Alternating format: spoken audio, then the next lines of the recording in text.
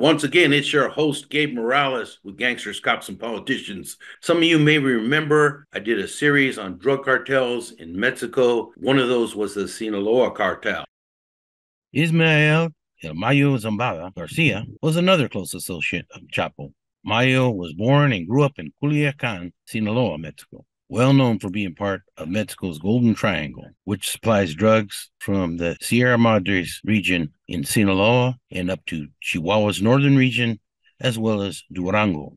Today, we have a very special guest who worked with a drug trafficking organization down in Mexico. I will ask him some questions and leave it up to him to answer those as he sees fit. This individual has to watch out for his security, which is understandable. At the same time, he wants to educate the public and law enforcement about these drug trafficking organizations, in particular here in the United States. Jay, how are you today? I'm doing well. Thank you for having me, Gabriel. I appreciate the invite and for you having me here. All right, all right. So you are one of the famous Flores twins. Can you tell people where you're born and where you were raised? Well, my name is Margarito Flores Jr. Also, I'm one half of the Flores twins. I have a twin brother named Pedro Flores. I was born in Chicago, Illinois. I've been to Chicago many times. What part of Chicago did you grow up in? I grew up on the southwest side in a part of Chicago known as Little Village. To many, it's called the Little Mexico or the Mexico of the Midwest. Probably got the biggest Mexican population probably after Los Angeles for sure.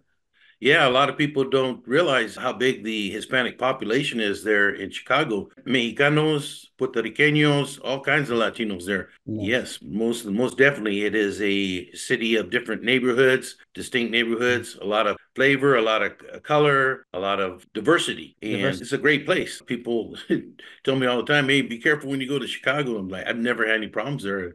It's great, great restaurants, great places to see, great music, great people.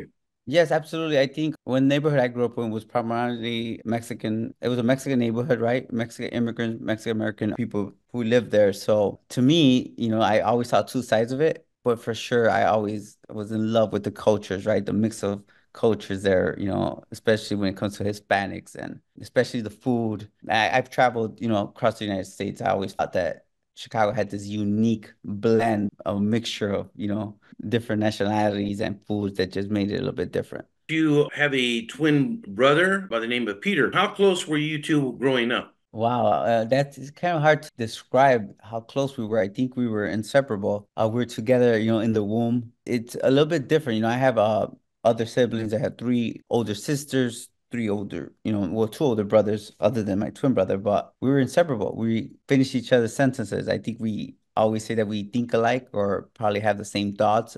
We have a problem with mumbling because of that. We didn't have to actually say each word or each sentence because we understood what each of them was saying without having to actually finish a sentence or even a thought at times. So, yeah, very close. And we continue to be close to this day. So, So, when you guys were growing up, I know there's a lot of gangs in Chicago.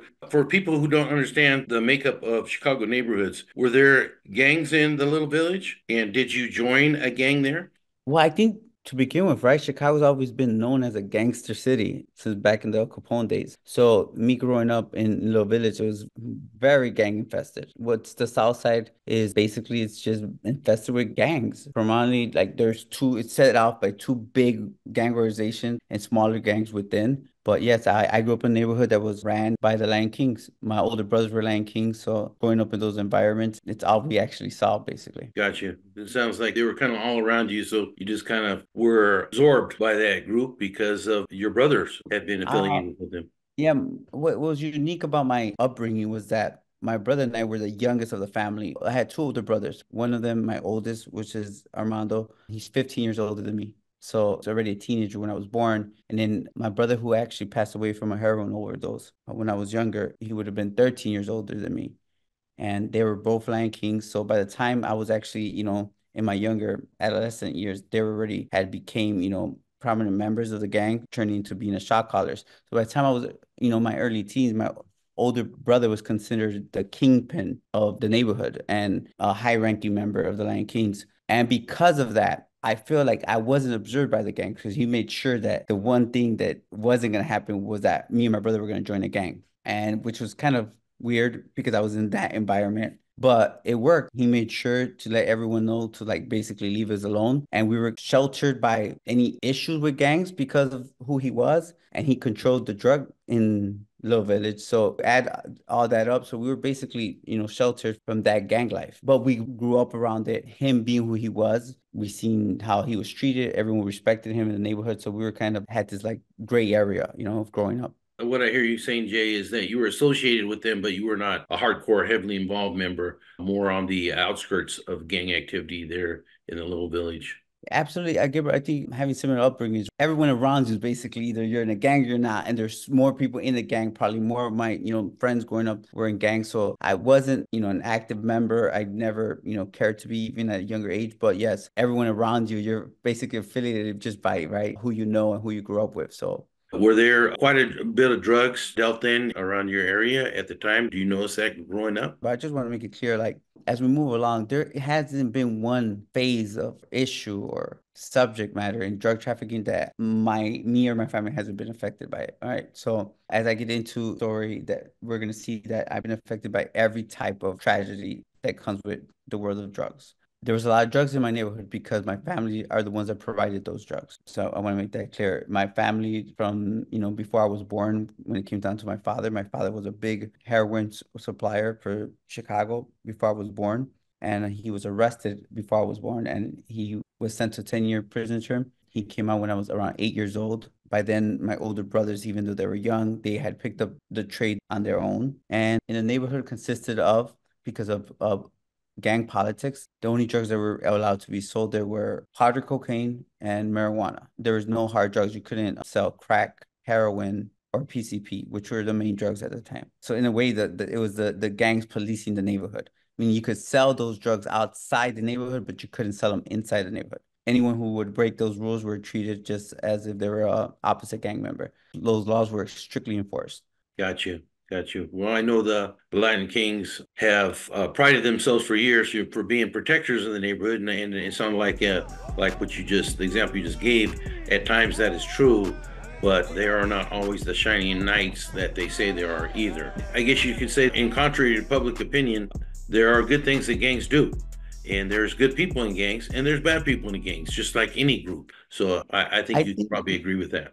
Yeah, I think it's full of contradictions. As I say it to you, I think that it could be because of where I was born and raised. It could be because of gang culture. Like following the rules, I seen what happened when people didn't follow the rules. And I think taking that in consideration that as I moved on into another organization that's probably more violent, they have rules too. And it's contradictions, rules that they feel that it's going to be good for their organization or their neighborhood or whatever, plaza. Of course, they're the ones that could break the rules, right?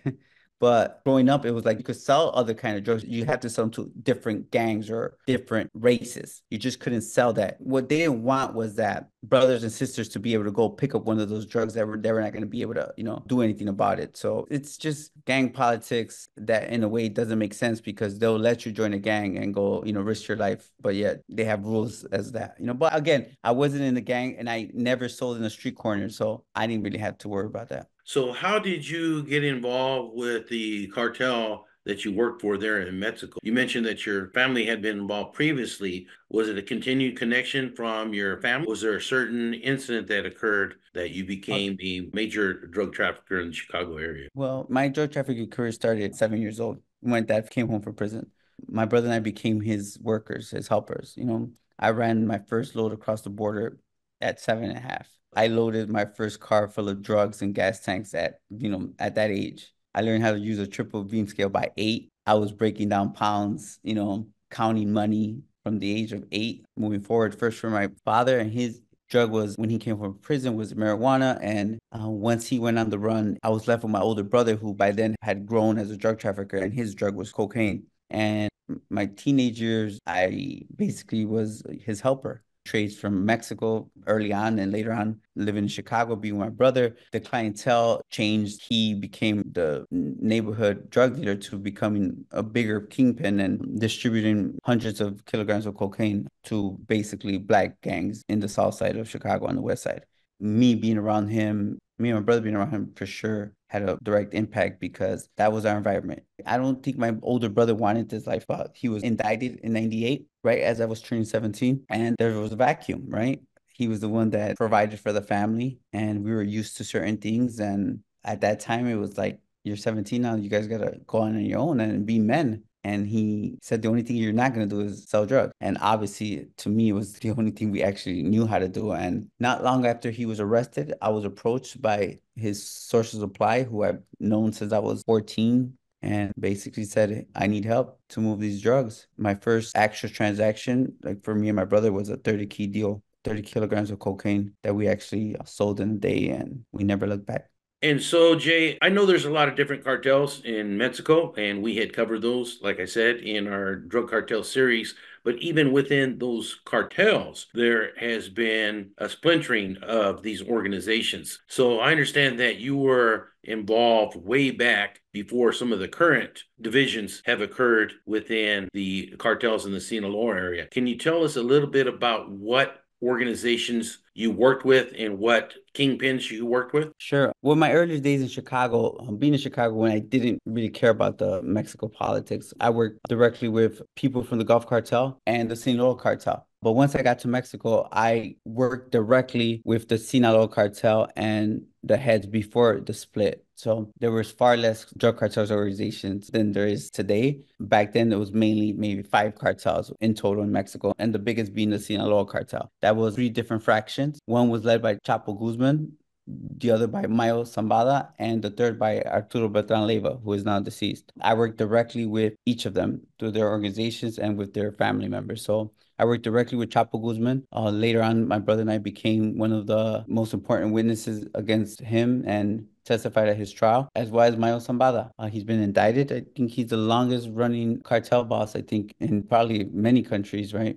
He has a 45, 50-year reign almost as the boss. And Arturo Beltran Leiva, we also cooperated against him, and he was killed in a military operation in 2009. What about Los Chapitos? Or were they too young when you were out there doing your... Yes, at that time, they were, even though they were young, they were already in the business. I was able to, on the Chapo side, I worked with his son, Edgar Guzman, who was deceased, and with Ivan and Alfredo Guzman, who were part of my indictment and my initial indictment out of Chicago. So we continue being witnesses on that case for them. And on the Mayo side, we've indicted all his sons, which was Vicente Zambada, Mayito Gordo Zambada, and Flaco. Yes, we worked with them as well. I was actually one of the first persons that they actually sold the first drugs to. Even though we were young, I was more advanced in drug trafficking than they were. And Chapo actually asked us to basically help mold them and help teach them the drug business in the United States at one point.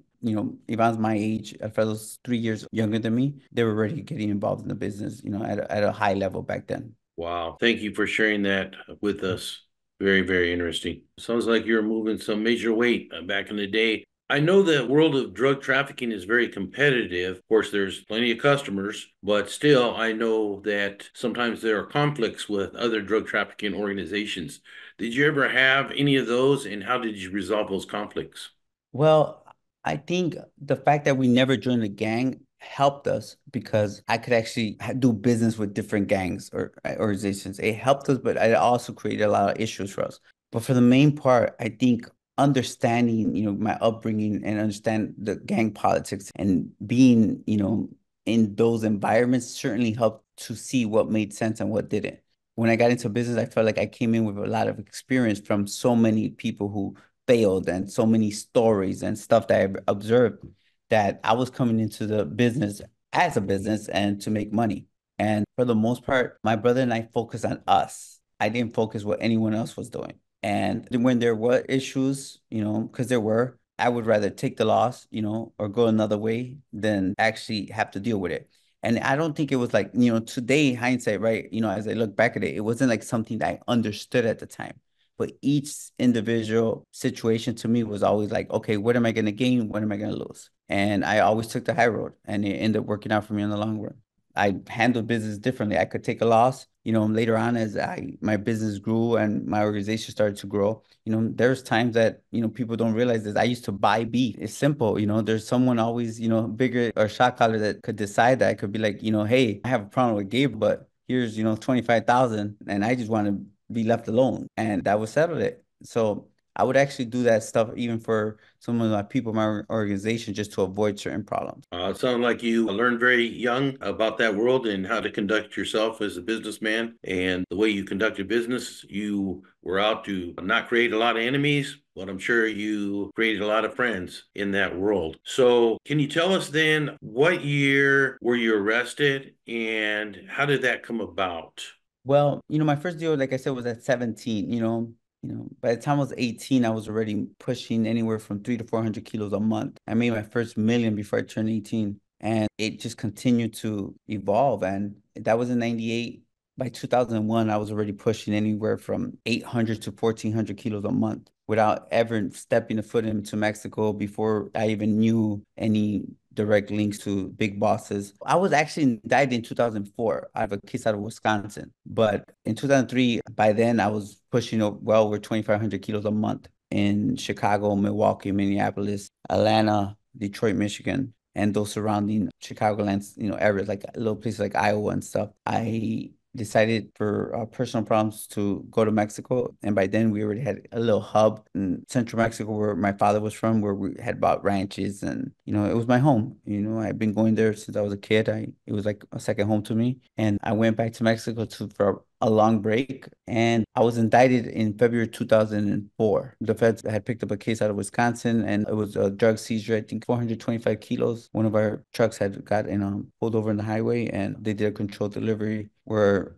part of some of my workers in my organization were arrested and cooperated. I fled. We were already in Mexico. My brother was in Chicago. He fled, and our life in Mexico, that's where our life in Mexico actually began. And we were there from early 2004 to late 2008, where I wasn't basically arrested. In early 2008, my brother and I actually voluntarily reached out to the government and offered to cooperate. And we cooperated from April of 2008, and our cooperation ended in Mexico in November 30th, 2008.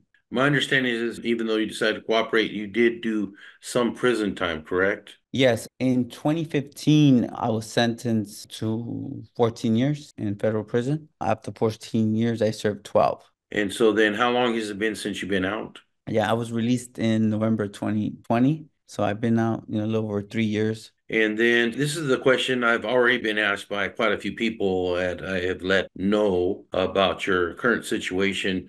Why did you decide to start giving presentations for law enforcement? So, Gabriel, I think, for the most part, talking really broad about my life, my life is filled with a bunch of tragedy, ups and downs. And I will consider mine and my brother's organization as being one of the most successful drug trafficking organizations at one time in the US, or maybe in the history of the United States. When I voluntarily decided to change my life around, I didn't know if I was actually going to survive that. I felt like I had risked my life each and every day to do wrong. As now maturing, having a family, a wife, understanding what mattered to me, I felt like I needed to do something good. I always felt like I was in the gray area where I grew up in that environment. And I don't like to say I didn't have a choice because I chose to do that each and every day. At 17, I felt like I knew exactly what I was doing. And I don't like to make excuses. But what I did decide to thank God for, for family, for my wife and for my children that, I wanted to give a try of being someone better, doing something different from what my dad did to me. I felt like my kids were getting a little older.